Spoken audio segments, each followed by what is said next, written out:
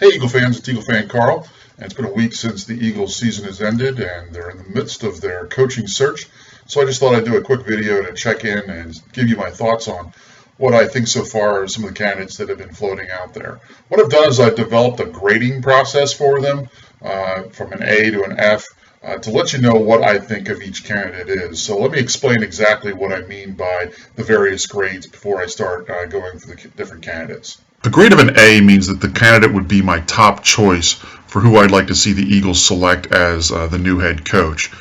A B would mean it's a good candidate that I'd totally be on board with if they picked him. I think it'd be a great hire, and while it's not the top choice, it's basically someone that would be right below that in terms of a second pick if I had one after the top choice.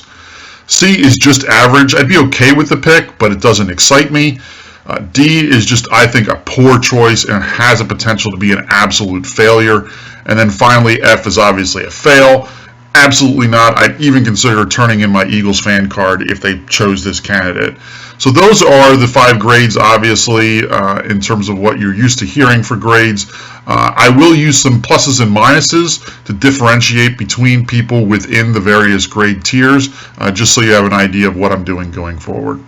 So with that understanding, I want to go through the coaches in a chronological order in terms of how they've interviewed them. Starting first, of course, with former Eagles running back and now running backs coach Duce Staley, who they interviewed before the season had even ended on the Saturday before the Giants game. In terms of the grade I'd give Duce, I'd give him a C, only because he's never really been in a coordinator role. I like the fact that he's familiar with the organization. He knows the current players on the roster. He obviously gets the Philly fan base and is someone who's really, adored by the fans. But I just don't know that he's quite ready to take the step as a head coach, which is why I'd give him a grade of average for now as a C. The next one is Pat Shurmer, and I would put him just a tick above Duce Staley with a C+. In terms of my thoughts on Pat Shurmer, obviously he was a head coach before with the Browns, and that didn't go so successfully. But then again, the Browns historically have been a franchise that have struggled with their head coaches and their team in general. So I don't know that you can read that much into that, because I think that franchise as a whole is sort of dysfunctional.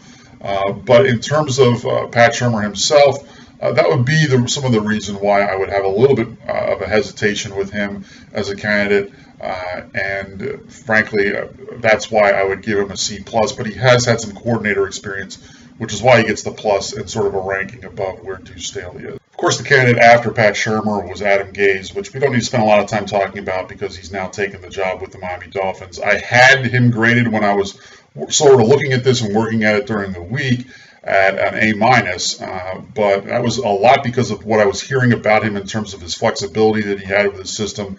He doesn't make players fit into his system. He develops his system around his players and the strengths they have, which is why I was really excited about him. I think he would have been a great hire, but obviously we need to move beyond that now because that's not going to happen. The next candidate is Bob McAdoo, who's the offensive coordinator for the New York Giants. I'm going to give him a C-. There's a number of reasons why I sort of am grading him a little lower than Duce Staley and Pat Shurmer. First of all, the description I've heard of him is a younger version of Andy Reid. And frankly, it's not that I had a problem with Andy Reid. I really liked Andy Reid. But one of the things they said about McAdoo that's similar to Reid is his love of passing the ball. And we had so much of that under Andy Reid, where he wouldn't run the ball when it was obvious he should be running the ball. And that's the reason why I guess I'd be okay if they hired him, which is why he's in that C bracket. But I sort of really have some reservations about him as a candidate that it concerns me going forward with having someone like that. Plus the fact, it doesn't help the fact that he was with the Giants, and I just can't stand the Giants. And it's not like that team was really that great this past season when he was the offensive coordinator. So from that perspective, I'm going to go ahead and give him a C-. That brings us to the coach that they're interviewing today. I'm making this video on Sunday, and that's Doug Pedersen. And in terms of Doug Pedersen, I'd give him a solid B. I know that there's a lot of people that are down on him. I think they remember him from the days when he was the person that started in front of Donovan McNabb during McNabb's rookie season and sort of was the placeholder until they felt Donovan was ready to take over. So a lot of people have a bad taste in their mouth because of that. But frankly, those guys that are career backup quarterbacks, I think that they understand the intricacies of the game a little more. They've had years of sitting there looking at it from the sidelines. They're usually a little more cerebral in their approach because they don't have the physical skills. Obviously, if they did, they'd be starters in the NFL. So from that perspective, I think he'd actually be potentially a really good candidate. The offense at Kansas City has gotten a lot better this past year. So I think that some of that is Andy Reid, but also Doug Pedersen is probably helping that as well. So from that standpoint, I would actually be really okay with Doug Pedersen as the next Eagles head coach. The next candidate that they're supposedly looking at, that they're going to be interviewing tomorrow, is Tom Coughlin, the former head coach of the New York Giants. And I just do not get this pick. I'm going to give him a D-. The only reason I'm not giving him a failing score is because he did win 2 Super Bowls with the Giants. But the reason I have the major problem with this is, frankly, his age. And that has to do with the fact that if this were an Eagles team that was on the cusp of really being competitive and being able to compete for a Super Bowl, I think this would be a great hire. But this team needs an overhaul. It's going to take a couple years for this team to really be competitive at the point where they're going to be able to challenge teams in the conference like the Seahawks or Arizona or some of those teams that are really at the top echelon. Right now, this team could maybe squeak into the playoffs, winning the NFC East, but it's not going to be good enough to win in the playoffs. They really have to sort of do an overhaul of this roster. So I think it's going to be a longer process of a couple of years. And for that reason, I just don't get why they wouldn't want someone that's really at the end of his career that might not last past a couple of seasons before he just frankly want to retire. So for that reason, I just don't get why they're going down this road. Like I said, I'm not going to give him a failing score because he has won 2 Super Bowls. It also doesn't help the fact that he's a Giants former head coach. And anybody who knows me knows there's no team I hate more than the New York Giants, even more so than the Cowboys. I know that surprises some Eagles fans when they hear that, but the team that I hate the most is the Giants.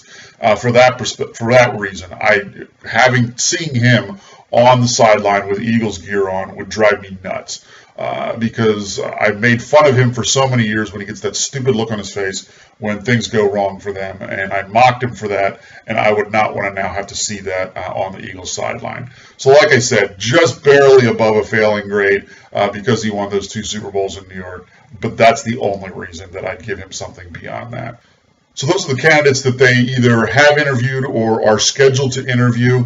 There's some other names that are out there in terms of people that they potentially have rumored to have some interest in. Paul Guenther, the defensive coordinator for the Cincinnati Bengals, and Hugh Jackson, the offensive coordinator for the Cincinnati Bengals. Very successful team this year, obviously just completely imploded last night in that game against the Steelers to get knocked out of the playoffs. Some of that you really can't fault on the offensive coordinators. Marvin Lewis might take the fall for that, but I don't think that's really the coordinator's fault. So from that perspective, I'll look at those candidacies if they actually do happen, but my initial reaction is I'd be okay with either one of them.